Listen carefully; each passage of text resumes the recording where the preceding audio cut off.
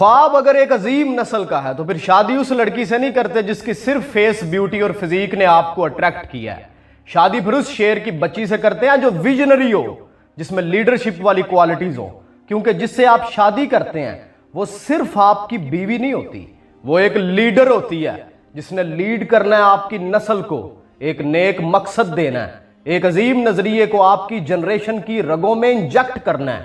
آپ کو بستر کے لیے عورت اور کام کے لیے ملازمہ نہیں, اپنی نسل کے لیے ایک ماں سلیکٹ کرنی ہوتی ہے. عظیم مائیں ہی عظیم قومیں جنتی ہیں, نہیں دیکھی یہ قدرت کی غلط بخشش کے ہو جائے شغالے پست قوم قوم کا لخت جگر پیدا.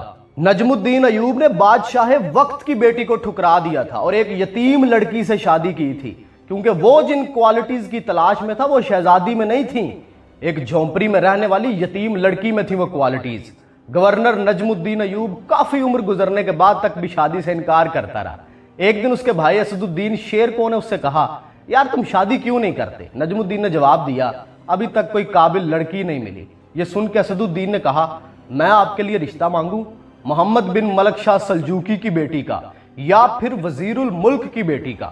تو نجم الدین نے کہا وہ میرے لائق نہیں ہے. شیر کو یہ سن کے حیران رہ گیا اور کہتا پھر کون ہے آپ کے لائق؟ نجم الدین نے پھر بتائیں اسے کوالٹیز. اس نے سن کے کہا حضور ایسی لڑکی کہاں ملے گی؟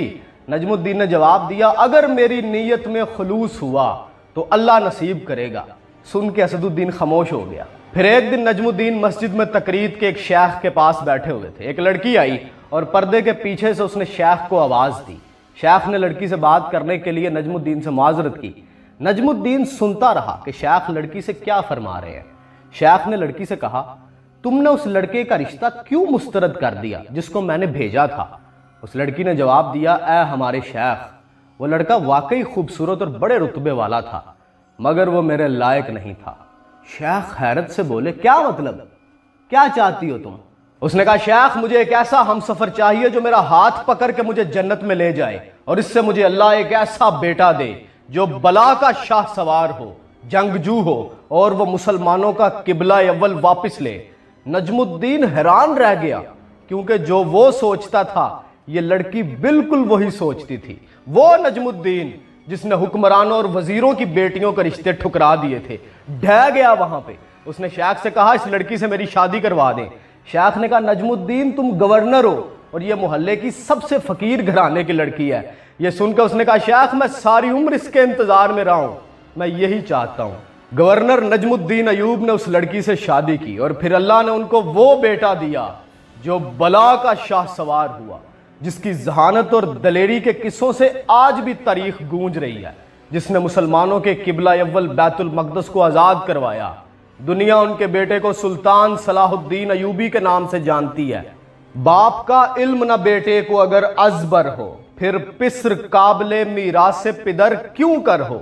جب شکوے کے اندر اقبال نے کہا نا, تیرے کعبے کو جبینوں سے بسایا کس نے, تیرے قرآن کو سینوں سے لگایا کس نے, زیر خنجر تیرا پیغام سنایا کس نے, ارے ٹل نہ سکتے تھے اگر جنگ میں ار جاتے تھے, پیر شیروں کے بھی میدان سے اکھڑ جاتے تھے, تجھ سے سرکش ہوا کوئی تو بگڑ جاتے تھے, تیغ کیا چیز ہے ہم توپ سے لڑ جاتے تھے. اے خدا شکوائے ارباب وفا بھی سن لے, اس خوگر حمد سے تھوڑا سا گلا بھی سن لے.